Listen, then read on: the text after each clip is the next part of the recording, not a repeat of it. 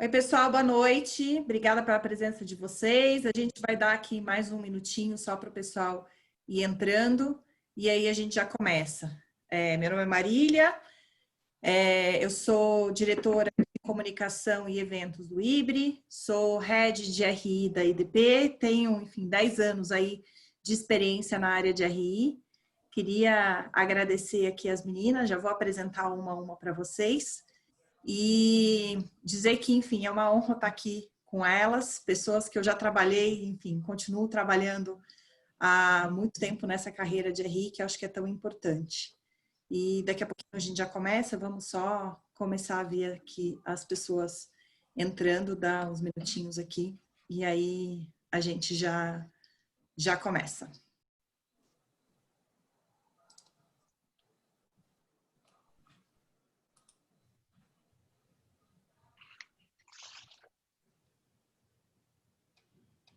O pessoal está entrando.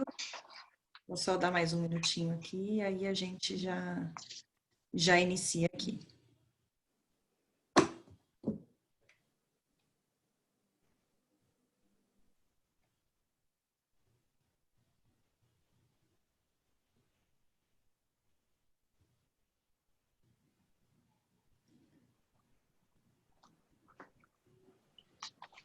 Vamos lá, então. Bom, boa noite novamente. Gostaria de dar as boas-vindas a todos. Como eu já disse, eu sou a Marília, sou diretora de comunicação e eventos do IBRE, sou head de RI da EDP Energia do Brasil. Eu estou nessa carreira de RI há 10 anos, então, para mim é uma honra poder bater esse papo aqui com a Fabiana, com a Elo e com a Liliana. Esse é o segundo webinar que a gente realiza pelo IBRE Mulheres, que foi um grupo criado pelo IBRE lá no início do ano e que ele tem como missão ampliar a participação feminina no mercado de capitais, promover uma maior integração entre gêneros e enaltecer a história e as carreiras consolidadas de mulheres que participam aí dessa área de relações com investidores. O IBRE Mulheres ele é coordenado pela Sandra Calcado. Atualmente, ele já tem 3 frentes de trabalho que já foram criadas, que são grandes referências, desenvolvimento, equilíbrio e networking. Então, eu gostaria de convidar todas as associadas do IBRE para também se engajarem nesse projeto junto com a gente. A gente tem um grupo de WhatsApp do IBRE Mulheres, então, para a gente conseguir trocar experiências, tentar fomentar ainda mais essa interação entre as mulheres da área de RI. Então, quem tiver interesse, que não estiver participando ainda do grupo de WhatsApp, eu ia pedir para vocês mandarem um e-mail para o IBRE, que é ibre@ibre.com.br, e pedirem para poder fazer essa participação. Eu gostaria de agradecer também a Inspire, que é a nossa parceira aqui no IBRE Mulheres para essas transmissões de webinar. E aí, enfim, a gente começando aqui, eu gostaria de apresentar as nossas convidadas para a gente conseguir abrir esse webinar hoje, que a gente colocou, que eu acho que é super importante, que é as perspectivas e oportunidades, né, sobre a ótica de executivas do mercado de capitais. Então, acho que hoje a gente tem aqui 3 grandes nomes, começando aqui por ordem alfabética, a Fabiana Arana, que é sócia do BTG e board member do HDI Seguros Brasil e do Instituto Protea. Fabi, se eu falei errado aqui, por favor, me corrija, que é uma ONG que trata mulheres com câncer de mama. A Heloísa Cruz, que eu acho que dispensa aqui apresentações, né? Ela é sócia fundadora e gestora da Stoxos Clube de Investimentos, com passagem por sell-side e buy-side, é professora e palestrante, e hoje é uma grande influencer aí de novos investidores no mercado. Então, tenho certeza que grande parte aqui dos nossos RIs tem falado com a Elo aqui recentemente. E a Liliane Yang, que é analista-chefe de Utilities de Oil and Gas para a América Latina, do time global de research do HSBC, e hoje ela está baseada em Nova York.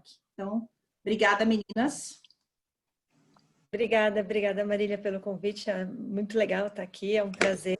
Acho que a ideia é realmente a gente conseguir inspirar, não só homens ou mulheres, mas para desenvolver o nosso mercado de capitais, né? Acho que o desenvolvimento do mercado de capitais, ele traz consigo muitas vantagens, não só para a poupança das pessoas, mas para o país. Então, espero estar aqui e espero conseguir ajudar. É isso, então vamos começar aqui. Então, acho que a gente, quando a gente pensou, né, nesse webinar, a gente quis trazer três pessoas de referência e com visões bem diferentes, né, do nosso dia a dia do RI.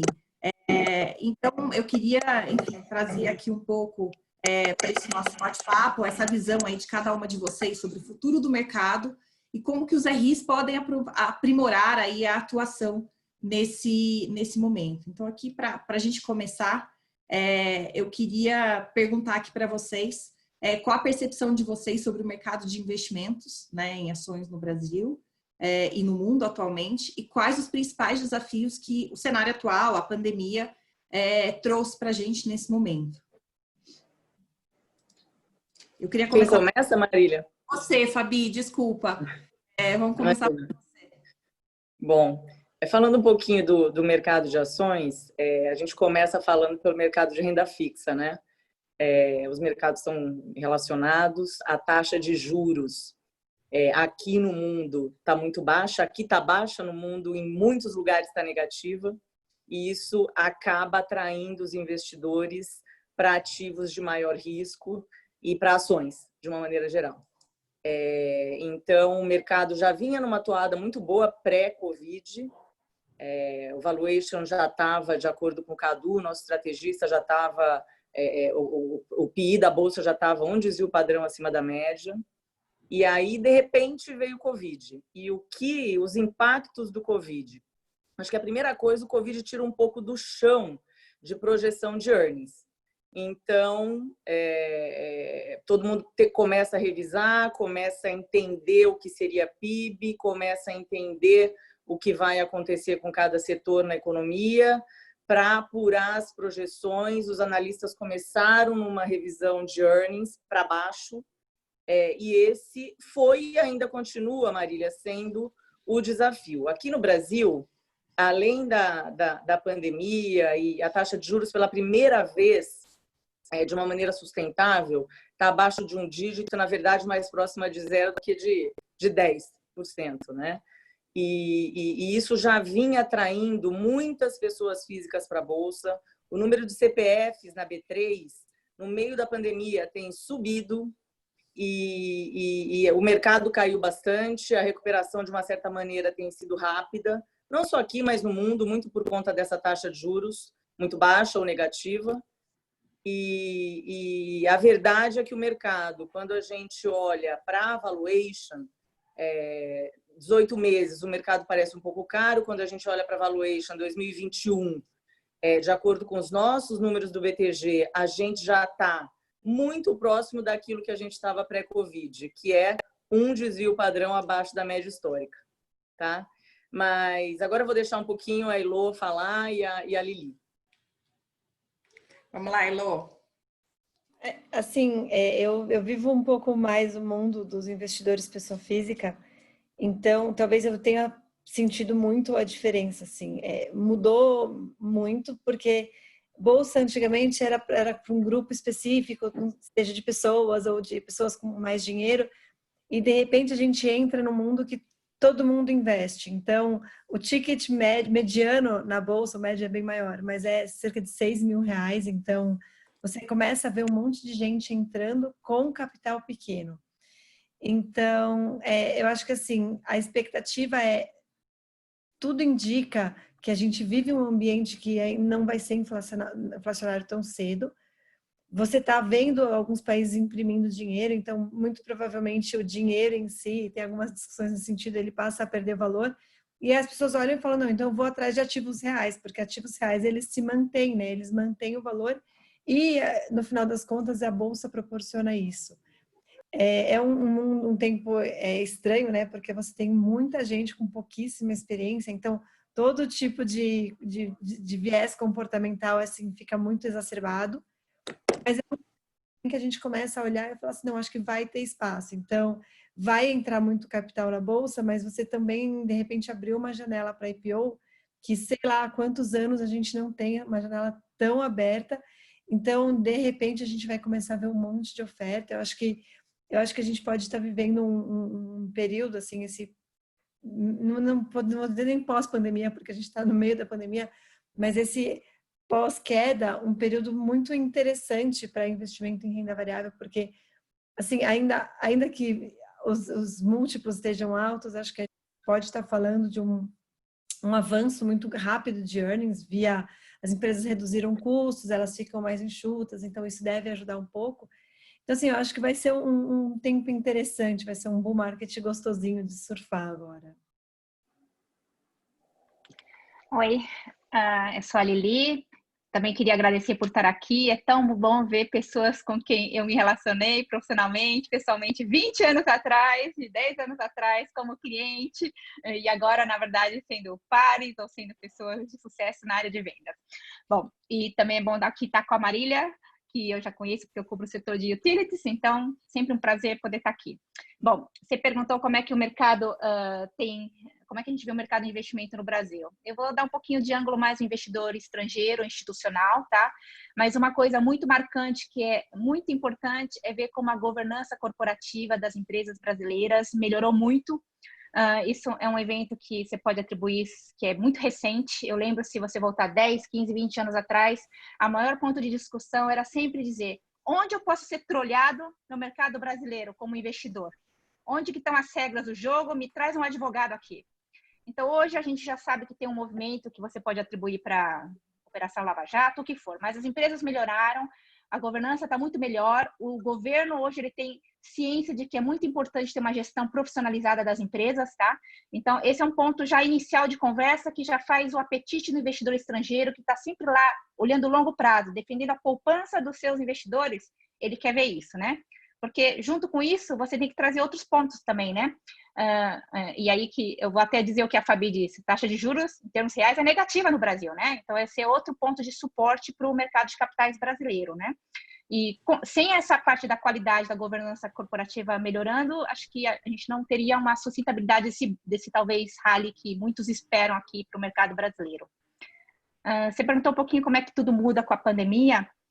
Eu acho que, na verdade, o importante é assim, eu sempre digo, quanto vale uma empresa? É quanto vale a qualidade do management. Como é que você consegue avaliar isso? Só em momentos de crise.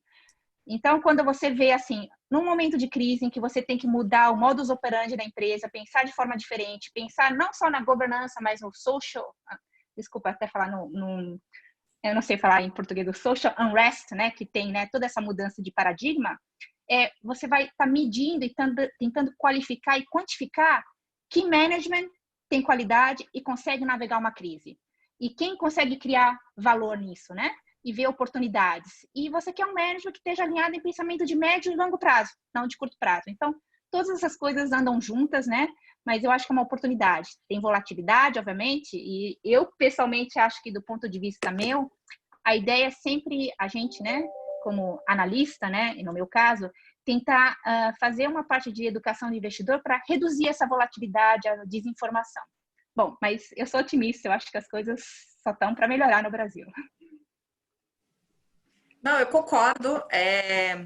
Eu acho que, enfim, a gente passa por toda uma mudança, como a Fabi falou no início, enfim, a Bolsa já voltou para o mesmo patamar que ela estava antes da pandemia, né? A gente aumentou em 28%, olhando para os dados da Bolsa, no número de CPFs, a gente tem mais de 2 milhões e 500 CPFs hoje, né, cadastrados na Bolsa ou de investidores que atuam. E aí, enfim, eu queria dividir aqui em 2 pontos. Um, olhar para uma visão mais institucional, né, olhando para a Fabi e para a Lili, e depois numa visão mais pessoa física, falando com a Elo.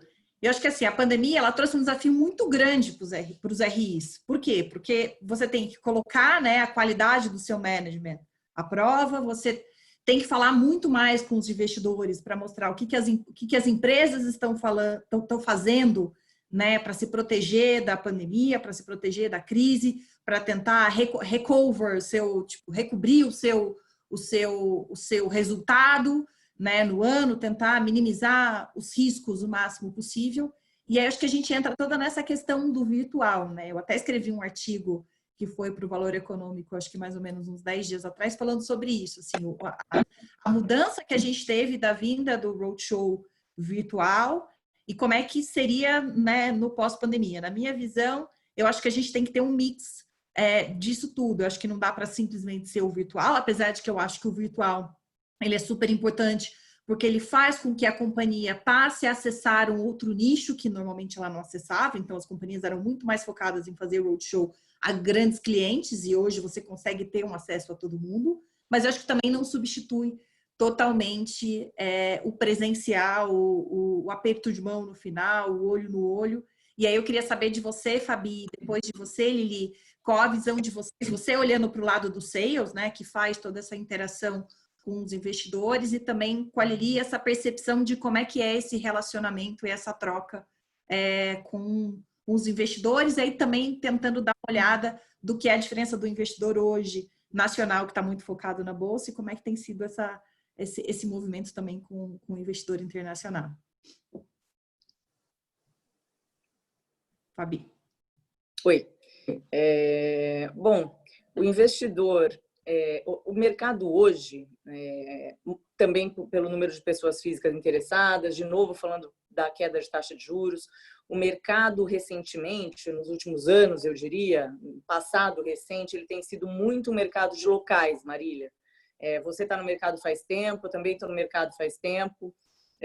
Durante muitos anos, a gente tinha os estrangeiros com uma participação muito relevante aqui. Quando a gente olha em qualquer parâmetro, investidores globais que chegaram a ter 2 e poucos % do portfólio, agora estão com 0,5% aqui, investidor de América Latina, investidor de emerging markets, que chegaram a ter 16% do portfólio, agora... Então, a gente vê que o interesse do estrangeiro já faz um tempo, ele vem caindo e ele não se recupera, né? E o mercado, a gente olha quando a Elo comentou sobre as operações, os IPOs, os follow-ons que a gente está vendo no mercado, realmente, eu nunca trabalhei tanto como eu estou trabalhando agora. Estava já trabalhando pré-Covid e agora o ritmo está pior do que pré-Covid. Realmente, muitos follow-ons, IPOs no pipeline, pilot fishing, muita coisa vindo por aí. E quando a gente compara a participação hoje em um IPO, a participação hoje em um follow-on versus a história, é muito mais local do que estrangeiro, né? Na média, percentualmente, com o que se tinha no passado. A cabeça do investidor estrangeiro, Marília, o Brasil hoje, qual que é o diferencial do Brasil? Crescimento não contra outros mercados emergentes. A parte política, o Brasil lidou de uma maneira mais complicada. O que saía na imprensa lá fora do Covid eram notícias que vinham de uma maneira conturbada, e também a parte política aqui acaba que no último ano a gente sempre tem alguma coisa que o investidor estrangeiro não consegue acompanhar na velocidade que as coisas estão acontecendo aqui, que a gente brasileiro consegue, ele não consegue. O único diferencial hoje para o estrangeiro seria o câmbio, né? Mas o câmbio também já veio de 6 e pouco para 5 e pouco, e é difícil um estrangeiro comprar a bolsa só por conta de câmbio. E quando ele olha o valuation, ele também não acha barato contra outros mercados. Então, as duas coisas mais importantes, que é crescimento e valuation, não tem por que o investidor estrangeiro ter mais Brasil do que outro mercado, né? Então, é um mercado de locais, como a Elo falou, é um mercado que pessoas físicas estão vindo para a Bolsa via CPF, via home broker, investindo ele mesmo, mas cada vez que uma pessoa vai para a Bolsa, a gente pode imaginar que várias outras estão indo para fundos de ações, né? Estão começando a investir via fundos de ações para aprender e depois vir para a Bolsa via CPF, ela mesma investindo. E eu concordo com a Elo, eu acho que é o começo de salvo algum grande problema, né? Eu estou no mercado há bastante tempo, crise é o que não falta, né? Crise da Ásia, crise da Rússia, desvalorização do real, foi bolha da internet, crise de 2008, greve dos caminhoneiros, Joesley. Então, sempre tem uma surpresa, nenhuma tão grande como o Covid, mas sempre tem alguma surpresa que traz oportunidades, né, para investidores de longo prazo. E eu concordo com a Elo, eu acho que salvo alguma grande crise, é a primeira vez que a gente tem a taxa de juros nesse nível, e o mercado de ações é uma opção importante para as pessoas quando a gente tem esse cenário de juros. Isso acontece no mundo inteiro, aqui está sendo igual. Eu me lembro que quando eu cobria Chile, em meados dos anos 2000, o PI da Bolsa lá era 16 vezes, de média, né? Então, isso acontece, a gente acaba tendo o mercado negociando com prêmio. Eu acho que é isso que a Elo chamou de uma bolinha, mas o mercado tende a negociar, né, com prêmio versus o valuation histórico. E os investidores locais estão aí. A gente está vendo o número de novos fundos. Você, Marília, que cobre, que tem que falar com todo mundo, é uma loucura, porque é um fundo por semana, com pessoas incríveis por trás desses fundos. A gente, como banco, tem vários novos clientes, fora as pessoas físicas. Eu falo pelo lado institucional, eu só cubro clientes institucionais na corretora. Sim. E realmente a gente está vendo o aumento de pessoas físicas, mas a gente está vendo também o aumento do número de fundos no mercado. E olhando para essa tendência de roadshow virtual e de lives voltadas para o institucional, o que você acha? Você acha que isso é uma tendência que as pessoas vão Marília, deixar olha de só, conferência? Vou te responder bem rapidamente. Estava na boca da nossa conferência de Londres, que era no final de março, a gente já cancelou, sim, né? No comecinho de março. Nós vamos ter a primeira conferência virtual de empresas não listadas agora no final de julho, no finalzinho daqui 2 semanas, 1 semana e meia. E a nossa conferência de Londres, que você está super acostumada aí, já foi transformada para virtual. O nosso teste vai ser a conferência de não listadas, agora no final do mês, num formato totalmente virtual. E respondendo a tua pergunta, eu acho muito interessante, né? O Esteves fez várias lives no meio dessa pandemia. Então, ele fez uma logo no começo com o Tom Friedman, do Financial Times. E ele falou o seguinte: olha, André, toda vez que eu falei que tudo ia mudar, eu errei, porque nada mudou. Então, é muito complicado dizer que as coisas não vão voltar ao normal. Aí, passou um mês, teve uma live com o Nitin Noria, que é o Dean de Harvard. E ele falou, olha, André, então, eu tenho falado com businessmen, né, ao redor do mundo, e essas pessoas, meu feeling é que pelo menos 50% do mundo vai para home office. Então, são 2 extremos, 2 grandes pensadores, 2 pessoas muito, né, com muita influência. Eu acho que vai ser um mix, Marília. Outro dia a gente estava tendo uma live com a Gerdau e aí o Harley falou, mas né, agora não vai mais ser como era antes, vai ser um pouco virtual, um pouco... Eu acho que você ganha eficiência, você faz mais reuniões por dia, você não perde tempo em viagem, principalmente para os estrangeiros. As pessoas estão acostumadas a fazer isso. Teve uma live dos 3 grandes bancos, Bradesco, Itaú e Santander. E o CEO do Bradesco falou, olha, um mês atrás, antes da pandemia, teve uma reunião para colocar 300 pessoas em home office e eu falei não. E agora está o banco inteiro, né? Toda a parte, não de agência, mas a grande maioria da parte de escritório está em home office. Então, respondendo sua pergunta, eu acho que vai ser um mix. Eu acho que vai ser um mix de roadshow virtual, com conferências. É importante você, né? Relacionamento é importante. Citando um outro grande businessman no Brasil, o Roberto Setúbal falou em uma live também que ele acreditava que 30% de pessoas em home office seria um bom número para o Itaú.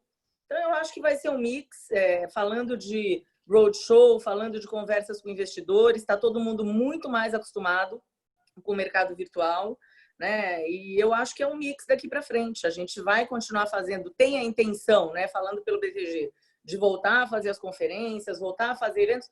E muita gente vai agora participar online, gente. A gente vai ter que oferecer as 2 coisas. Concordo. Lili, sua visão? A visão não é muito diferente. Na verdade, toda essa parte de corporate access virtual, ele tende a ficar. E isso acho que é claríssimo, é o que a Fabi falou, eu vou ressaltar, é muito mais eficiente, é muito mais barato, né? Os custos, na verdade, né? Imagina, qual que era o orçamento de cada analista para fazer viagem, qual que é o orçamento do investidor para fazer uma trip para o México ou para o Brasil, E quem quer hoje em dia ficar uma semana fora, ou às vezes 2 semanas fora, né? Eu, às vezes, tinha que ficar 2 semanas fora visitando investidores ao longo do mundo, perdendo meu fim de semana, com voos atrasados. Não faz sentido. E tinha uma relutância muito grande em as firmas todos abraçarem esse modelo virtual, porque a tecnologia não estava lá, né, para facilitar esse acesso, e porque tinha sempre uma desconfiança, né, do empregador de que aquele funcionário não vai trabalhar, né? Então, isso já desapareceu, porque a tecnologia foi obrigada a vir junto com essa mudança. Então, quantas empresas já não falaram que 1 semana, 2 semanas, todos com laptop em casa, com 2 telas, né, de computador? Eu estou com 3 telas aqui com você, falando do meu celular, imagina, né? Eu posso dividir a minha tela de tudo que eu quiser mostrar. Enquanto se eu estivesse viajando, eu ia ter que levar minha apresentaçãozinha, né, etc e tal, ia dar um trabalho. Se eu não tivesse Wi-Fi, ia ter um custo gigante. Então, tudo é para ficar. Os investidores mesmos falam para mim. Outro dia foi uma conferência com um investidor em Londres e um em Paris. Ele falou assim, Lili, nunca mais você precisa vir aqui, ó. Te ligo quando eu quiser, né? E a gente faz Zoom se eu deixar que meus filhos apareçam aqui atrás. Senão, a gente faz via telefone mesmo, porque eu já conheço você. Mas se você não conhece, faz um Zoom, um vídeo. Você usa outras plataformas, né? Então, isso é muito fácil. Isso, respondendo a sua pergunta, as 2 perguntas, né? Do NDR. Mas tem, obviamente, né, essa saudade, né? Outro dia, né, uma grande CFO de uma empresa falou assim, essa semana, né? Eu já estou com saudade de viajar. Eu odiava, agora eu preciso viajar. Porque você tem um outro ângulo, né? De você fazer uma conexão com os investidores, com outras empresas, né? E numa live, muitas vezes, o receio é que você tem uma live para 300 pessoas. Mas, às vezes, você quer uma conversa mais franca, direta, em que você pode, na verdade, ser mais casual e não ser mal interpretado pela imprensa, por outras pessoas, né? Então, esse contato pessoal, ele é bem-vindo, mas ele vai ser, talvez, uma vez por ano, uma vez a cada 6 meses, né? Muito mais espaçado, tá? Em relação a trabalhar de casa, né? Não falo por mim, falo pelas empresas que eu acompanho. De fato, se eu puder dizer um número, né? Eu acho que o número que eu mais ouço como recorrente é de 20% a 30% dos empregados vão estar trabalhando de casa, e as empresas já se ajustando, já esse ano, de cara, para reduzir as despesas gerais administrativas de real estate mesmo para isso, tá? Então, tem um benefício total. E um ângulo aqui, já que somos todas mulheres, e é o Ibri Mulheres, né? Estamos desmistificando essa história de que não dá para trabalhar de casa e ser produtiva. Como a Fabi falou, aposto como nós todas estamos trabalhando muito mais e entregando muito mais. Falando como alguém que trabalha de casa já faz quase 7 anos, assim, as pessoas perguntam, como é que é? Eu falo assim, olha, 3 horas de trabalho em casa rende aproximadamente 9 de escritório. Porque você tá lá focado, você não tem que perder tempo com picuinha de não sei o quê, o café que você não queria tomar, aquela reunião que você não tem nada a ver, você não participa. Então, assim, acaba rendendo mais. E só para adicionar uma coisa, o mercado brasileiro de renda variável, ele não foi evoluindo. Ele, de repente, ele está virando um monstro.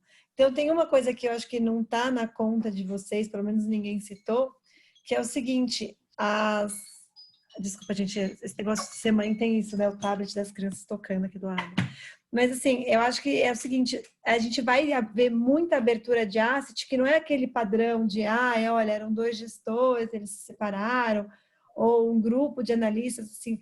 Eu tô vendo surgir muita asset de gente que não era conhecido nosso do mercado, gente que veio de outras coisas, já está gerindo uma carteira há algum tempo, só que, de repente, está gerindo ali na cidade dele, que não é São Paulo, não é o Rio, e já está com 200 milhões. Então, assim, eu acho que a gente vai ter que olhar o virtual, e não que ele vá substituir o olho no olho, mas a gente vai ter que olhar o virtual até como uma possibilidade de ganho de escala e de equanimidade, né? Então, assim, você não dá para continuar acreditando num Brasil onde só os principais holders ou os principais fundos eles têm um acesso de verdade e todo o resto dos investidores, os outros fundos, investidor pessoa física, investidor private, às vezes assim, o cara tem 700 milhões de reais e não consegue, na física, e não consegue ter um acesso decente ao management de uma empresa. Então, assim, eu acho que vai muito além de só pensar como era, como é, e pensar muito quem mais vai fazer parte desse mundo. Eu concordo, Elo. Eu acho que, enfim, eu pelo menos tenho visto como a RI, assim, a minha demanda por pessoa física em e-mail, em call, e hoje, como a gente não está no telefone do escritório, todo mundo liga para o nosso celular. Assim, a demanda de investidor pessoa física tem sido assim muito grande, assim, aumentou absurdamente. Eu fiz uma análise, inclusive, recente da minha base acionária agora aí do número de calls que eu faço sempre. E agora, nesses 6 meses, 25% dos meus calls, considerando tudo, buy side, sell side, 25% foi para pessoa física, que assim, é um número que eu nunca tive isso. E a gente sente que eles não têm, ou enfim, a grande maioria dos RIs, eles não têm essa questão de responder, pegar o e-mail e realmente, enfim, dar um tempo, dar o número do celular. Tudo bem que eu não acho que todo mundo tem que dar o número do celular, eu estou falando do celular só porque a gente está no home office, né? Então, ele é a ferramenta de comunicação que a gente tem. E aí eu queria ouvir você, assim, olhando, né? Hoje você tem feito um trabalho super, super relevante e interessante, voltado para a pessoa física, com as lives, com as empresas. Eu mesmo já fiz, né? Com a EDP, junto com você, falando diretamente para a pessoa física. Acho que tem aumentado esse nicho, a gente tem visto muito mais, né, um aumento de influencers procurando as empresas para poder falar para esse público. Então, assim, como é que você acha que o RI precisa incluir, né, esse novo tipo de investidor no seu dia a dia? Qual que é a sua visão? O que falta? O que falta nos programas? O que os RIs precisam estar atentos para a comunicação com esse público? Eu acho que assim, olhando friamente, eu acho que a informação disponível ela não é suficiente. Eu acho que tem tanto um lado cultural de as pessoas não leem o formulário de referência, que é onde tem a informação mais completa. Isso é cultural. Eu vejo assim, eu vejo profissional que não lê, não preciso nem falar o esforço que eu faço para avisar a pessoa física que, olha, isso que você está falando como surpresinha estava lá no formulário de referência da empresa. Mas, assim, qualquer outro material, até um pouco mais didático, que possa ajudar o investidor, é legal. Então, por exemplo, vocês fazem, junto com o resultado, vocês divulgam um vídeo com o CEO apresentando o resultado. Isso é uma coisa que eu tenho falado com várias empresas, assim, isso faz muita diferença. Porque uma coisa é um profissional que ele é pago para estar lá, ou enfim, ele é remunerado para estar lá sentado ouvindo aquela teleconferência. Hoje, por exemplo, eu estava rebocando as paredes de casa, aqui em casa. Enquanto isso, eu estava ouvindo uma live de um assunto que me interessava para investimento, que tinha a ver com crédito para pequenas e médias empresas. Então, assim, eu acho que uma vez que você aceita que, por exemplo, tudo que é vídeo é muito mais fácil de ser processado do que é texto. Então, esse tipo de percepção, ou às vezes, por exemplo, você pega um investidor novo, alguém resolveu entrar na bolsa e não tem nada a ver com o setor. Então, o que é a geração, a transmissão, a distribuição? Como é que você analisa os números? Então, eu tenho muito falado assim que, por exemplo, o investidor pessoa física, ele quer fazer uma análise de múltiplos. Aí eu virei e falei assim, mas analisar múltiplos não é simplesmente olhar os números, você precisa conquistar o direito de analisar múltiplos, porque isso tem um quê de maturidade. Você precisa entender se está olhando uma empresa de energia elétrica, por exemplo, isso tem um prazo de vencimento. Então, uma concessão que vai vencer daqui a 3 anos, negociando a 5 vezes o lucro, não é barato. Então, eu acho que se vocês trouxerem uma informação, todas as empresas trouxerem uma informação setorial, ou como estudar, ou como analisar, e aí vídeo, mas não precisa ser um super vídeo, assim, isso que é uma coisa que eu aprendi. Não precisa ser um vídeo cheio de efeitos especiais, mas mostra como é que funciona. Então, você entra no canal da VEG, por exemplo, e aí você tem lá cada equipamento, você tem como é que ele é por dentro, como é que funciona. Isso foi feito para cliente, mas o mesmo que vai para cliente volta. Então, assim, eu acho que se disponibilizar mais material e se disponibilizar, então, por exemplo, olha, tem a teleconferência de resultados, mas uma vez por mês, todo dia 3, às 10 horas da manhã, eventualmente, talvez à noite, porque tem muita gente que tem outra profissão, todo dia 3 à noite, a tal empresa tem uma live aberta com Q&A para você fazer pergunta, porque o desafio de vocês enquanto RIs vai ser como é que você lida com essas pessoas naquele que não é nem atacado puro e nem no individual. Assim, não dá para você fazer um call de 1 hora com um cara que tem 200 ações. Sim. Lili, tentando trazer um pouco, né, relacionamento sell-side empresa, né, na sua visão, assim, o que o RI também, o que ele precisa melhorar, o que você acha que ficou estagnado e onde é que os RIs, assim, precisam também melhorar esse relacionamento com o sell-side, que, de certa forma, é o disseminador da informação para o grande número de investidores institucionais. Eu não vou discordar do que a Heloísa falou, mas eu acho que ela está mencionando as empresas que já são boas na transparência, na comunicação, e elas podem ir além, né? E ampliar a audiência. O que eu tenho sentido, e olha, eu cubro muitas empresas que estão listadas há anos e décadas, né? É que até hoje eu tenho dificuldade de chegar no RI. Não é o caso de todas. E eu não consigo dividir privada de estatal. Tem empresas estatais excelentes em comunicação, empresas privadas péssimas em comunicação, e assim vai. Então, te digo, acho que a barreira, né, de chegada, né, é muito menor.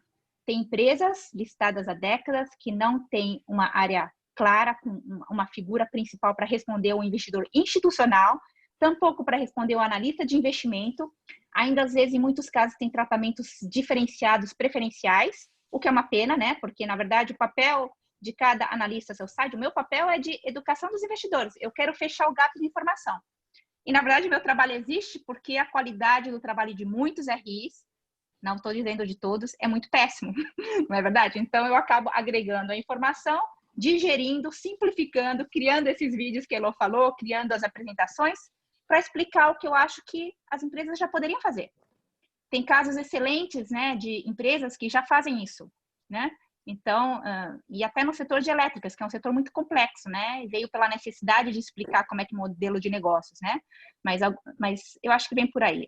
Na verdade, então, simplificar o processo, trazer informações claras, os analistas de investimento e os investidores precisam fazer um modelo de projeção de fluxo de caixa, que seja de múltiplos, mas o importante é que, às vezes, a informação histórica vem em um formato PDF, não vem nem em Excel.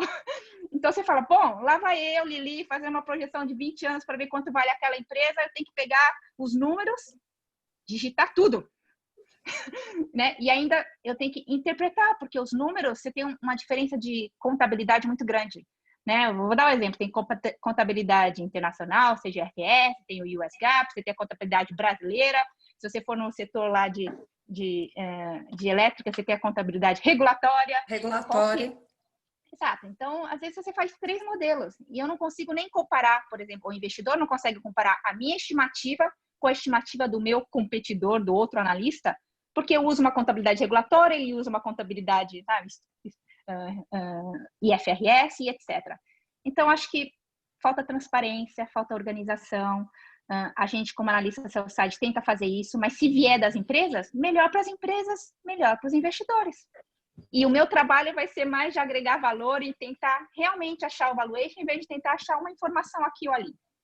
E até eu vou adiantar, porque às vezes o institucional ele se esforça mais. O investidor pessoa física, eles falam, Elo, não tem como conseguir informação. Eu virei e falei assim, desiste, vai para outra, porque não tem a informação, não está disponível. Você não é obrigado a olhar essa empresa.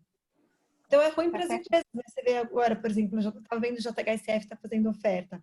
Eles fizeram uma oferta em novembro, um monte de projeto, um monte de novidade, outra oferta agora, só que num outro preço. Então, assim, você começa a olhar e ver que uma empresa com uma ação bem avaliada pelo público acaba tendo mais oportunidade de negócio porque consegue não diluir num preço tão baixo. Então, acho que assim, as empresas precisam entender isso e aí disponibilizar a informação. Quando não tem a informação disponível, como é que resolve? Vai mais conservador, aumenta a margem de segurança, aumenta a gordura. É o que tem que fazer, né? E Elo, até complementando um pouquinho, Marília, eu acho que essa, como diz o velho ditado, né? As crises trazem algumas oportunidades. Essa parte digital já era uma coisa que o mundo estava se desenvolvendo muito rapidamente e a pandemia só acelerou a digitalização de tudo, né? Você para por lá em todos os setores, isso foi acelerado. E eu ouvi de muito fundo pequeno, né? Que eu, como eu disse, eu só consigo pegar a parte do institucional. Muitos fundos pequenos elogiaram todas as lives, todas as web sessions. A gente foi muito ativo, o BTG foi muito ativo em live web session e deu oportunidade para esse fundo menor, porque como a Elo disse, não são só as pessoas físicas, os fundos menores também têm menos acesso. E você teve um pouco mais de democratização aí da informação, mais pessoas conseguiram se conectar e eu acho que isso vai ficar. Acho que, não sei o que você acha, Marília, mas vários RIs também deram esse feedback positivo. Não, eu concordo. Eu acho que Eu acho que o primeiro ponto, né? Quando você olha para um RI, assim, qual é o cartão de visita do RI? É o site. Assim, um site repleto com planilhas em Excel que facilita, que simplesmente ele consegue linkar aqui no modelo, facilita. Apresentação institucional, vídeos, todas as informações de governança. Eu acho que uma coisa que é super importante para o analista que está olhando é quem são os analistas que cobrem, qual o target price, porque assim facilita, ele não precisa ir na Bloomberg e puxar todos os números. Aquilo tá assim, porque aí você tem que puxar um a um, tem analista que não coloca na Bloomberg, tem analista que coloca. Então, acho que assim, quando você tem um site de RI rico, ele é o cartão de visita do trabalho que o RI está fazendo. Isso é uma coisa que, enfim, eu tento falar muito para a equipe, assim, site de RI ele tem que estar diariamente atualizado, porque a gente não consegue controlar se as pessoas entraram num dia ou não entraram no outro. Então, e é uma demanda que, enfim, eu acho que a gente recebe muito e eu acho que é super importante. Aí, continuando nesse tema que eu acho que é importante, né? A gente recebeu aqui uma pergunta no chat não, no Q&A, desculpa, e aí, enfim, está direcionada para a Elo, mas eu acho que é importante a gente olhar a visão de todo mundo, que é qual o papel das redes sociais para as relações no mercado de capitais, assim, quais os benefícios e quais as desvantagens. E eu acho que, enfim, eu acho que é importante porque eu acho que a gente vai ter visões aqui diferentes. Vou começar por você, Lô. Bom, assim, eu vou puxar a sardinha para minha rede social, não é minha, mas é nossa. Mas, assim, eu vejo, quando eu vou contar um pouquinho, basicamente, eu parei de trabalhar quando nasceu meu primeiro filho, eu já tenho esse tanto de filho aqui que vocês podem ver na minha correntinha, são 3. E quando eu parei de trabalhar, eu estava bem focada nas crianças, eu acabei eu não tinha toda aquela dedicação que eu tinha antes, então eu ficava sem graça de ligar para os meus amigos. Eu acabei, quando o meu dinheiro ele era pouco, então não dava para acessar um banco que tivesse um sell-side bom. Então eu tinha pouquíssimo acesso e eu não queria perturbar meus amigos. E aí eu virei para assim, não, eu vou me encontrar no mundo dessas pessoas físicas bons. E o final das contas, o que aconteceu foi que a gente criou uma comunidade no Twitter que surgiu e a gente fez crescer, e aí um monte de gente se dedicou àquilo. Então, hoje você tem no Twitter, e assim, eu vou dizer no Twitter, porque no Twitter é o único lugar onde você tem uma quantidade grande de profissionais, investidores, pessoa física de altíssimo nível, às vezes que me ajudam mais no stock picking do que qualquer outro grupo ou entidade, e pessoas físicas aprendendo, assim, às vezes a gente tem algumas regras lá que você não pergunte para ninguém, tipo, mais importante, nada que o Google pudesse te responder. Mas, assim, você acaba tendo uma comunidade enorme e eu acho que isso, ele permite que pessoas físicas entendam um pouquinho mais como as coisas funcionam na vida real. Porque antigamente você tinha o mundo Faria Lima ou Leblon e o mundo ADVFN, né? Aquele fórum de discussão que era um caos, assim, todo tipo de manipulação, etc. E o Twitter não, o Twitter é uma ferramenta que ela é fair, se alguém está falando uma besteira, você consegue, tipo, destruir o cara. Então, assim, eu acho que as redes sociais, elas vieram para ficar. Assim, tanto o Twitter, né, o Instagram acabou sendo utilizado por um universo de pessoas que estão começando. Então, eu brinco que as pessoas faz parte, passar pelo Instagram, mas você vai querer ir para o Twitter em algum momento. E aí você tem o YouTube, que no final das contas é quem democratiza toda essa informação. Então, assim, eu acho que as redes sociais, elas vieram para ficar. Existe até assim, contando para vocês, existe é quase uma teologia de investimentos, principalmente no Instagram, que diz que preço de compra não importa. Então, que só importa você fazer os seus aportes todo mês. E eu falo que o meu lado professora, né, educadora financeira, quer morrer quando ouve isso, mas o meu lado gestora, porque eu tenho um clube que vai virar fundo agora, fica super feliz, né? Porque sempre vai ter alguém dando saída para você. Mas assim, eu acho que tipo, até as redes sociais, elas estão amadurecendo, as pessoas estão amadurecendo, e isso ajuda a democratizar, porque assim, no final das contas, simplifica o conceito. Antigamente, bolsa era uma coisa mágica. Eu lembro de uma amiga minha que, inclusive, ela é pós-doutora na Alemanha, assim, uma mulher inteligentíssima, que virando em 2008 para mim, no auge da crise, ela falou assim, Elô, estou super preocupada com você, porque eu sei que você joga na bolsa. Eu falei, não, eu não jogo na bolsa, eu invisto. Então, assim, eu acho que isso mudou e isso veio para ficar. E eu acho que isso faz parte de um mundo que você tem muito investidor, pessoa física, ganhando dinheiro de verdade. Então, isso é muito legal. Isso chama mais gente, claro, né? Sim. Lili, Fabi? Então, eu queria colocar um ponto até para a gente como analista, né? E para mim, em casos específicos, é muito importante ter as redes sociais. Vou dar um exemplo muito simples. Eu lembro que, e a Fabi vai lembrar disso, em 2001, crise do racionamento, para você entender o que passava no ambiente regulatório, entender a legislação, resoluções do setor elétrico, eu tinha que ficar todo mês indo para Brasília, né?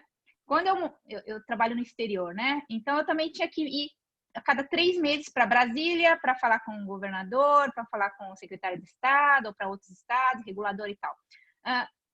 O caso mais recente, audiência pública sobre saneamento. Como vai ser a nova revisão tarifária do setor no estado de São Paulo? Entrei no YouTube, assisti a audiência inteira. Isso é simples, né?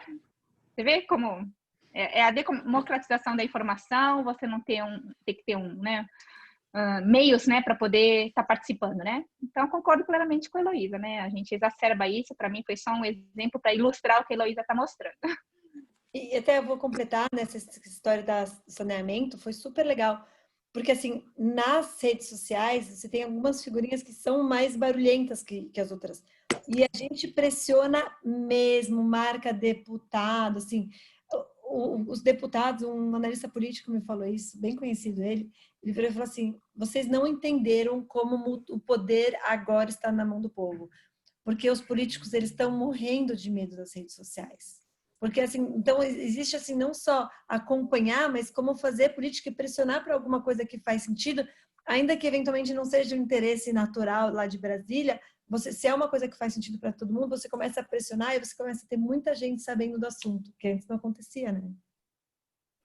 Elô, e você é um grande exemplo disso, né? Porque hoje nós temos, na parte de educação financeira, muitas pessoas competentes, muitas organizações competentes, todo jornal hoje, toda revista séria está desenvolvendo essa parte de conteúdo financeiro, educação financeira, para realmente prover esse conteúdo via rede social, e usa todas, né? Como você disse, super importante, tanto para investidor institucional como para pessoa física. É uma coisa que veio para ficar. Realmente, acho que é um caminho sem volta. Não, e da hora que as pessoas começarem a sonhar e a entender e investir e colocar dinheiro, elas vão votar melhor. A gente acha que talvez a mudança do Brasil possa vir através da educação financeira e do investimento em bolsa. Então, e Elô, isso tá. E complementando, a gente fala muito de educação financeira, de aprender da taxa de juros que caiu, investir em bolsa, porque é um investimento mais de longo prazo, que no longo prazo você pode realmente ter um ganho maior daquele dinheiro que você não precisa. E eu, Fabiana, bato muito na tecla da longevidade financeira, né? Por que poupar? Por que investir? Porque, gente, todo mundo fala de longevidade física, que tem que se cuidar, que tem que ter uma alimentação saudável, que tem esportes, meditação, a preocupação com o corpo e com a mente, né? Para viver 100 anos. É justo, é legítima essa preocupação. Agora, e a longevidade financeira? Como é que você vai ter dinheiro para viver até 100 anos? Né? É isso, eu acho viver que 100 anos... grande ponto. E quando eu falo isso, Marília, para as pessoas, os amigos mais sofisticados de banco, todo mundo fala, eu não vou viver 100 anos. Mas todo mundo vai, gente. E essa parte, assim, todo mundo que eu digo, a expectativa de vida hoje é que a nossa geração, realmente, muitos de nós, que a gente chegue aos 100 anos, e muitos não vão ter dinheiro para isso, né? E esse investimento de longo prazo é uma coisa importante. Eu acho que é um motivo do investimento que não é hoje o qual as pessoas se interessam por educação financeira, não é isso. É a queda da taxa de juros, eu não ganho mais os 15% que eu ganhava ao ano, mas ninguém ainda investe pensando que vai viver 100 anos e que tem que investir. Tá certo. Bom, só para a gente finalizar esse tema aqui, Elô, só queria, enfim, ouvir sua opinião aqui. Se você acha que... Foi até uma pergunta que veio aqui no Q&A também, tá? Se você acha que os RI, CEOs, CFOs devem ter conta no Twitter e postar sobre a companhia, ou se uma conta institucional é suficiente.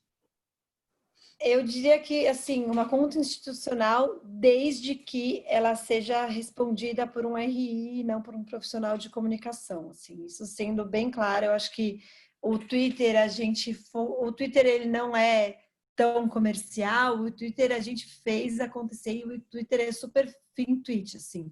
Então, assim, o grupo lá funciona, mas uma conta por RI. Obviamente, se o CEO, se o CFO participam, leva para um outro patamar. Eu acho que assim, o nosso benchmark nível 1, 2, 3 até o 25 é o Thiago Oliveira, da JHSF.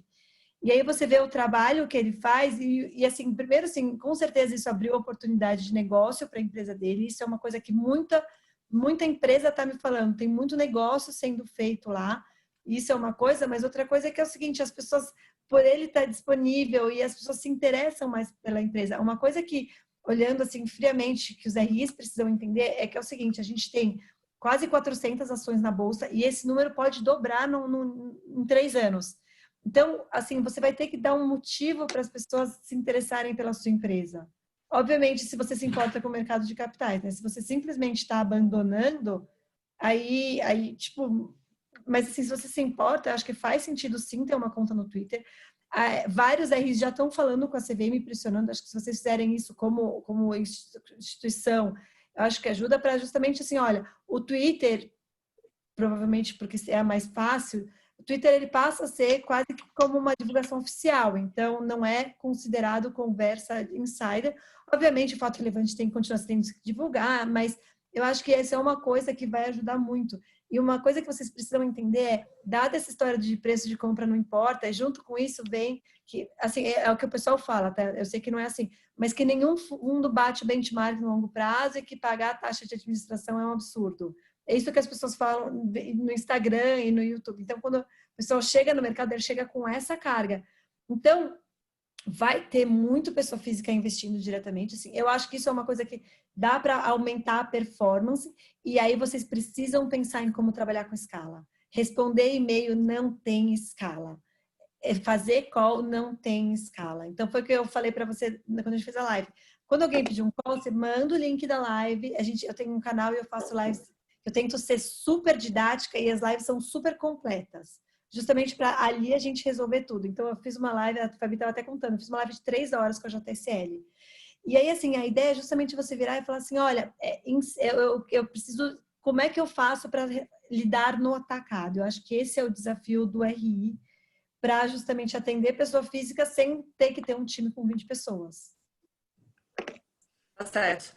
Gente, enfim, eu vou até, enfim, a gente já tá aqui, enfim, quase 1 hora de live, tá uma delícia. Vou mudar aqui o tema, porque eu acho que é importante a gente tocar nesse assunto, não tem como, né? Até porque somos 4 mulheres aqui.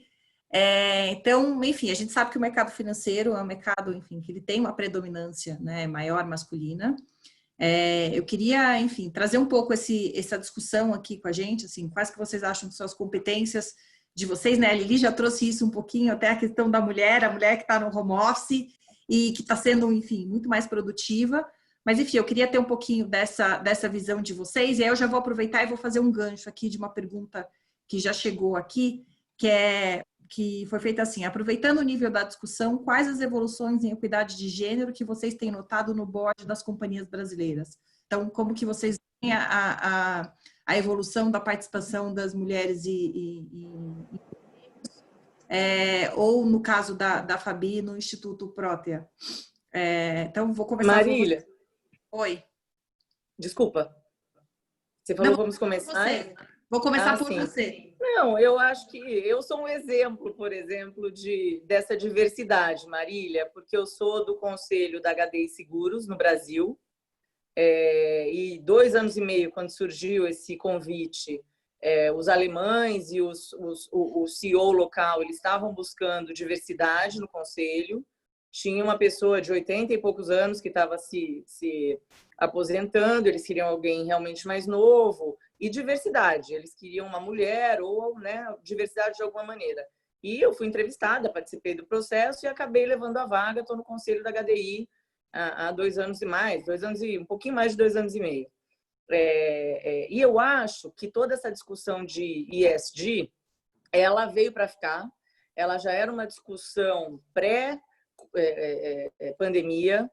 Eu cubro clientes na Europa, eu cubro clientes nos Estados Unidos, eu cubro aqui. Essa discussão começou mais forte na Europa, de verdade. As perguntas dos investidores europeus há muitos anos já, né, muito sobre ESG. Isso foi para os Estados Unidos, isso chegou no Brasil. Eu tenho ouvido essa preocupação dos investidores e eu acho que um tema é relacionado ao outro. Eu estou no mercado há mais de 20 anos, não é fácil ser mulher no mercado financeiro. Mas eu sou uma eterna otimista, né?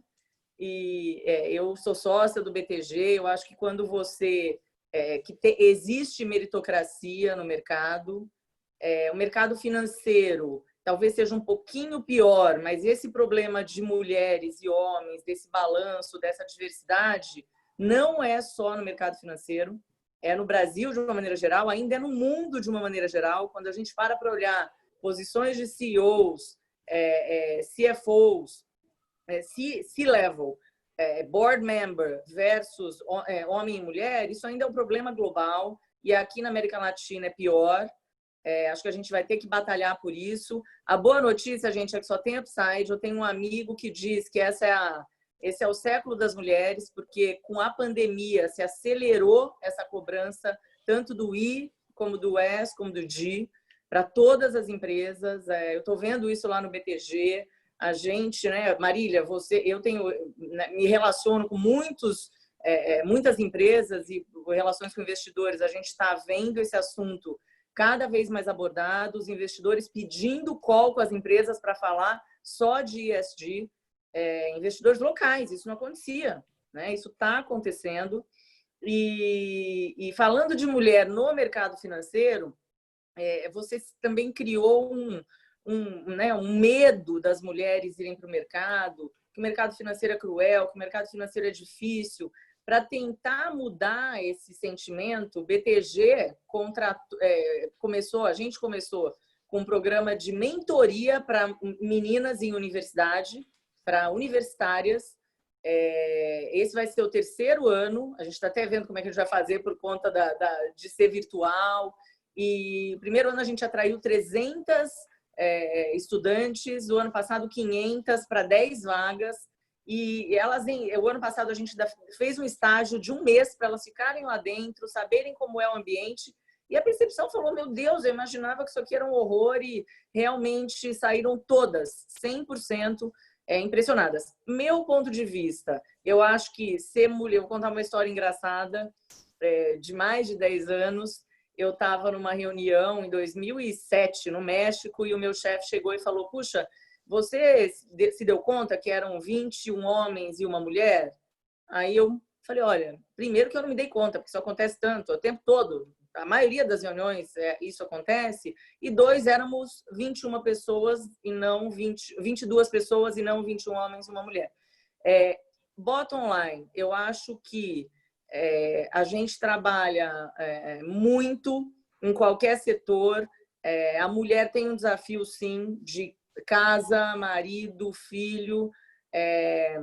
Eu acho que eu sempre ouço de um grande amigo que diz para as mulheres que os grandes líderes têm que dar condições para as mulheres não terem que escolher entre carreira e família naquele momento crítico, porque é um investimento. A empresa investe na mulher dos 20, 22 até os 30, 35, a hora que ela resolve ter filho, ela resolve sair.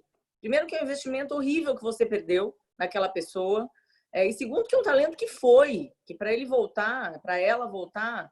Então, a pandemia, eu acho, de novo, eu sou uma eterna otimista, eu acho que a pandemia vai abrir para as mulheres mais home office e de maneira eficiente. Eu espero que isso aconteça para que elas não tenham que continuar escolhendo entre carreira e família, né? Mas é uma luta, Marília, uma luta diária, não só no mercado financeiro, mas a mulher no mercado de uma maneira geral.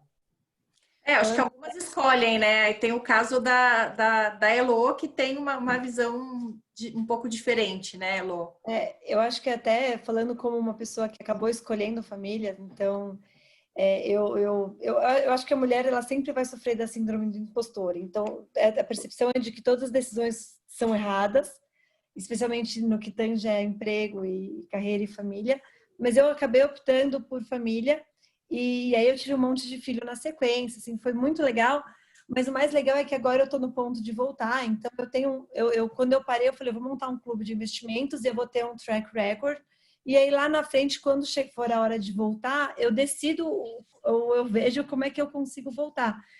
E eu estava escrevendo esses dias até no Twitter que eu falei, eu acho que a pandemia fez pelas mulheres o que o feminismo não conseguiu fazer nesses 200 anos de existência, que é agora é aceitável você trabalhar de casa, é aceitável você trabalhar em outras horas, você entrega deliverables, né? Você entrega relatórios, modelos, análises, tanto faz a hora que você trabalha. Se você é eficiente, tanto faz o número de horas que você trabalha, você tem. E aí, assim, eu tenho acompanhado algumas amigas que tiveram filho um pouco antes, que estavam em licença quando começou a pandemia, e elas falaram, Elô, eu não consigo ser mais grata a Deus pela pandemia do que as outras pessoas, porque é assim, e eu acho que o mundo vai começar a entender e a respeitar isso. Então, eu acho que assim, eu acho que a carreira da mulher, especialmente nessa fase de maternidade, ela vai ser considerada, assim, a história da carreira da mulher vai ser considerada antes e depois dessa pandemia, porque assim, agora, ninguém consegue provar para você que você não consegue trabalhar de casa, que você não consegue, que uma das grandes dificuldades é deixar o seu filho. E aí, quando você está em casa, você até tem uma babá, mas quem não queria deixar com uma babá, que era o meu caso, agora eu estaria fiscalizando. Então, eu acho que isso vai mudar muito. Então, eu acho que isso passa a ser diferente. Você passa a ter, por exemplo, você provavelmente vai ter mais microcaps sendo listados. Acho que a gente está no momento de large caps, mas vai ter mais microcaps sendo listadas, e uma profissional de RI de uma microcap, eventualmente ela pode ser uma profissional que optou por ter um trabalho meio período flexível, na hora que me ligam eu faço, fora isso eu tenho meus deliverables, tá? Eu acho que assim, eu acho que as coisas vão melhorar muito. Eu não posso reclamar da minha vida, eu acabo voltando para o mercado melhor do que eu saí, então, assim, eu estou super feliz, mas assim, mas foi porque eu aproveitei um nicho ali, e aí você vai ter que entender, cada mulher vai ter que entender o que faz sentido para ela. Lili?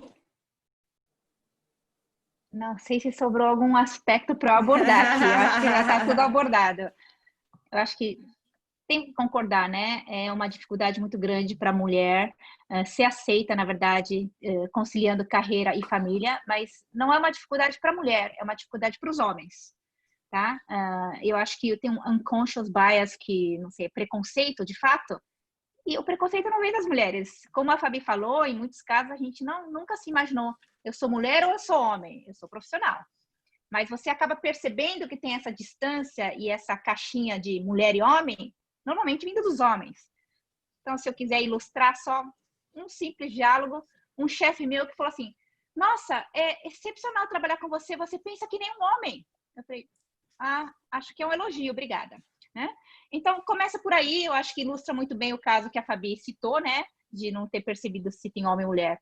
Eu estou trabalhando nos Estados Unidos faz 20 anos, eu lembro que eu trabalhei sempre em casas globais, né? Com sempre foco em sempre ter na mente diversidade, né? Mas é muito mais difícil implementar, né? Do que de fato falar sobre isso, né? Mas a tendência é de melhora. Eu também sou otimista, eu acho que tem muitos caminhos que estão abertos, né? Hoje não é só uma questão do home office também mudar todo o paradigma de pensar diferente e aceitar, e não é só diversidade de gêneros, preconceitos de religião, de sexualidade, etc, né? Mas hoje você tem que ter, é obrigatório você aceitar a diversidade, não é mais tolerável, né? Aceitável, né? Você não ter essa diversidade. Bom, mas de qualquer forma, né? Então, todas as casas onde eu trabalhei, elas sempre tiveram programas de incentivo às mulheres para chegarem em cargos de liderança, né? Obviamente, tem suas dificuldades inerentes, né? Mas o que está mudando talvez hoje em relação a talvez 5, 10 anos atrás é como remunerar os executivos chefes em termos de como eles promovem ou não pessoas diferentes. Não só mulher, homem, mas outros tipos de diversidade. Então, está começando a ficar um pouquinho mais quantitativo isso, né? Então, está num scorecard de métrica de avaliação, né? Porque antes era fácil, você entrega, tá bom. Agora, a pergunta é, você trata bem seus subordinados? Você é inclusivo, né? E você tem, né? Como é que chama? Você dá oportunidade de forma equânime, né? Então, todas essas coisas vão de volta, né? O que a gente também fala é o Environmental, Social Governance, né? O ESG que a Fabi tocou e mencionou, ele está importante. E esse movimento também vem, em parte, porque quem vai decidir agora sobre o poder de compra? Não é investidor só homem, né? É investidora individual, mulher, né? E tudo, né? Então, isso vem do público, né? Então, vem para ficar, né? Bom, gente, a gente já está aqui, já passou um pouquinho da hora, mas enfim, tem uma última pergunta aqui que eu acho que é interessante, que fala que, enfim, a gente já está nesse assunto aí do ESG. A primeira pessoa que foi a Melissa, ela deu parabéns pelo evento, excelente a discussão, então, enfim, já vou agradecer aqui vocês. E ela está perguntando como é que vocês veem hoje o mercado de emissão de instrumentos atrelados a ESG, como Green Bonds e Social Bonds. Assim, qual a visão de vocês em relação a isso? Eu posso até começar rapidamente. Pode, por favor, Lili. Fabi. Não, Lili, por favor. Eu só ia falar que é cada vez mais importante. Eu trabalho no HSBC, ele é muito conhecido pelas emissões de Green Bonds, Sustainable Finance, e é uma das prioridades da casa, número 1. E é uma tendência que vai também, né, que segue, na verdade, a necessidade das empresas de se diferenciarem, de, na verdade, irem para um ambiente que você é environmental friendly, socially responsible e com muita governança corporativa, né? Então, isso tudo está alinhado, né? Então, acho que tem uma demanda muito grande para esses instrumentos. O custo em si não é necessariamente um diferencial, né? Às vezes o custo de emissão ele é similar a um custo de emissão de outro instrumento, mas é uma questão de demanda e até de branding e de fazer a coisa certa, né? Só para simplificar. Bom, deixar vocês expandirem. Fabi. Não, e eu acho que isso, Lili, você está aí nos Estados Unidos, é uma realidade já faz um tempo, né? E isso está começando aqui na América Latina. Bom, eu sou de equities, não sou de bonds, mas semana passada saiu o primeiro bond, se eu não me engano, da Cosan, não é isso? Então, aqui na América Latina está começando e é um caminho sem volta. No BTG, a gente tem uma área agora focada nisso também.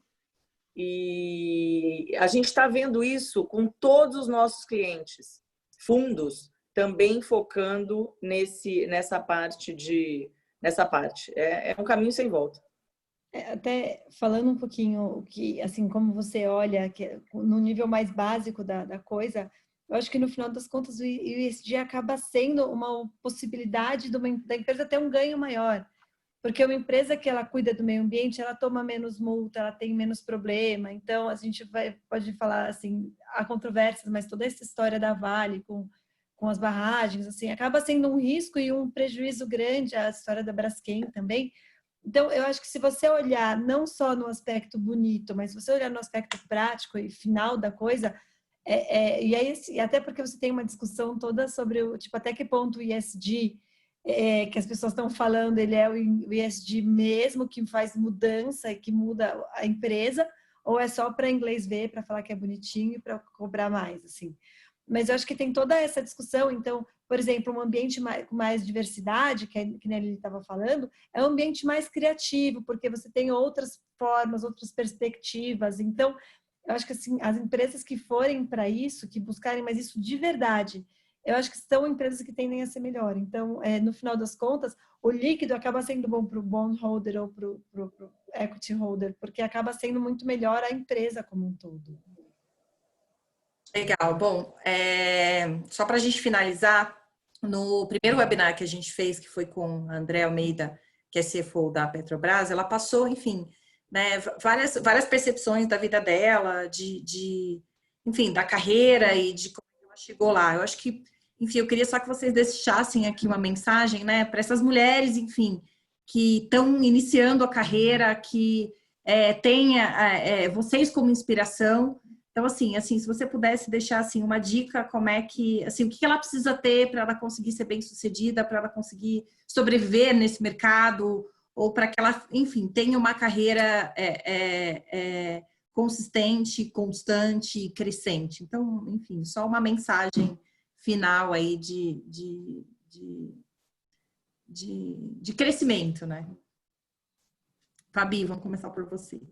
Marília, eu acredito em meritocracia, de verdade. E independente da carreira, mercado financeiro, não mercado financeiro, eu acho que para você vencer, para você chegar lá, qualquer que seja a sua carreira, você tem que trabalhar, você tem que se dedicar, é hard working mesmo, independente de mercado ou não. Então, eu nasci em São Paulo, mas eu morei no interior. Com 17 anos, eu voltei para São Paulo. Desde os 10, eu falava que eu ia voltar para cá e que eu ia ser uma executiva. E eu acho que quando você se empenha, quando você traça projetos e executa, qualquer que seja a sua profissão, essa é a minha primeira mensagem. É dedicação, é planejamento e execução daquilo que você planejou. E quanto a mulheres no mercado financeiro, que eu também entendo que isso é aspiracional, eu deixo a mensagem aqui para quem tiver de faculdade assistindo e para as mães que estão nos assistindo, que também existe, não é fácil, mas que não são todas as áreas do mercado que você morre de trabalhar, não é isso. Voltando para aquele meu primeiro ponto, eu acho que dedicação, no mercado financeiro ou não, é o segredo do sucesso. Elô. Eu vou falar de um aspecto, já que a Fabi falou tanto, a meritocracia ela é super importante, mas eu vou dizer, se por acaso você aspira a ser mãe e você precisa saber que esse vai ser um momento delicado da sua relação profissional. Então, o que eu diria para a mulher é o seguinte, você capricha no começo da sua carreira, aprenda muito, se destaque, se torne necessária, se torne imprescindível. Assim, se você está chegando nessa fase, não faça grandes mudanças, não assuma coisas novas com grandes desafios, porque assim, vai ser um momento em que você vai estar muito bem se você estiver numa zona de conforto. E então, assim, e eu acho que isso faz parte. Eu acho que as boas empresas, elas conseguem passar por isso e superar, assim. Porque, obviamente, você vai ficar afastado, você vai fazer falta, assim. Então, eu tô sendo realista e a vida é assim. E todas as mulheres com quem eu converso, elas acabam falando a mesma coisa. Mas eu acho que, assim, as mulheres, especialmente no mercado financeiro, e aí especialmente vezes 2 em renda variável, elas têm algumas características que a tornam melhores investidoras de longo prazo do que os homens. Então, se você conseguir se desenvolver o suficiente, é uma área que, por exemplo, eu falo para mulheres que não vêm do mercado financeiro, assim, que nesse momento em que você está dedicada à família, aos filhos, é um momento excelente para investir, focar nos investimentos, porque eventualmente algumas mulheres vão parar de trabalhar e por um tempo, assim, mas então, assim, a minha sugestão é se dedicar muito, especialmente no começo, antes de maternidade, porque eu acho que depois tudo se resolve. Se você teve mérito, o mercado reconhece seu mérito, as pessoas lembram de você. O mercado financeiro, para quem não sabe, todo mundo se fala. Então, obviamente ele vai crescer e não vai ser todo mundo, mas as pessoas se conhecem, você conhece muita gente, então fiquem tranquilas e aproveitem e estudem bastante. Lili. Nossa, eu precisava de mais 30 segundos para pensar no que falar, mas de qualquer forma. Eu acho que, bom, uma coisa, eu também sou mãe, e uma coisa que eu aprendi, eu virei mais produtiva depois da maternidade. Então, eu acho que naturalmente cada mulher, cada indivíduo vai saber lidar com o que tem, com seus desafios. Eu acho que não é para se preocupar. O importante é não fazer muitas coisas e mal feitas, sempre fazer poucas coisas, mas super bem feitas. Vai sempre ser notado. Acho que é isso. Eu concordo com todas. Eu, se tivesse que, enfim, só resumir aqui, dar a liberdade de passar minha frase também, acho que é foco, resiliência e sempre deixar a sua marca. Eu acho que quando a gente deixa a nossa marca, a gente sempre é lembrado e é fundamental. Gente, muito obrigada, foi ótimo. A gente acabou, enfim, ficando aqui 1h15 nesse bate-papo. Eu, por mim, ainda ficava aqui mais meia hora. Mas meu dever de mãe me chama, o dever de mãe da Elô, que tem filhos da... Os meus estão dormindo.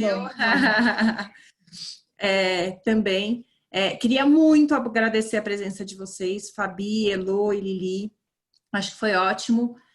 Queria agradecer a Inspire mais uma vez, né, por nos ajudar aqui na viabilidade do webinar. Dizer que a gente já está trabalhando para um próximo webinar que deve ser no início de setembro. A gente, enfim, ainda não fechou o tema, mas ele já está sendo trabalhado aí nas 4 frentes de trabalho que a gente tem dentro do IBRE Mulheres. E muito obrigada. E quem, enfim, depois compartilhem também o link, a apresentação vai ficar gravada e a gente vai colocar disponível lá no site do IBRE. Meninas, muito obrigada. Marília, obrigada a você, de verdade, um super prazer conversar com você, com a Elô e com a Lili, que eu conheço há tanto tempo também. Super obrigada aí pela oportunidade, foi muito legal. Tá ótimo. Aqui também. Obrigada. Obrigada, gente. Não, Obrigada. desculpa, gente, cortei vocês. Elô, fala. Não, só queria agradecer o convite. Sabe que quando eu entrei no mercado, a Fabi era a musa inspiradora das meninas que estavam chegando, assim. Então, obrigada, Fabi, obrigada, Lili. Lili era um mito. Eu vou contar. A Lili, quando saiu a OGX, todo mundo mandando aquele buy ardido. A Lili, olha, a gente tá caro, underweight, assim. E aí eu lembro que todo mundo falou assim, não, ela é louca e não sei o quê, assim, Lili. Mito, parabéns, obrigada, Marília, prazer estar aqui com vocês e contem comigo. Também adorei estar aqui, principalmente são todas vocês amigas. Se eu juntar todos os anos de relacionamento aqui, vai dar 40 anos acumulado aqui. E um beijo grande para todas. Obrigada, meninas. Gente. Tchau, A gente encerra aqui então. Tchauzinho. Tchau. Tchau.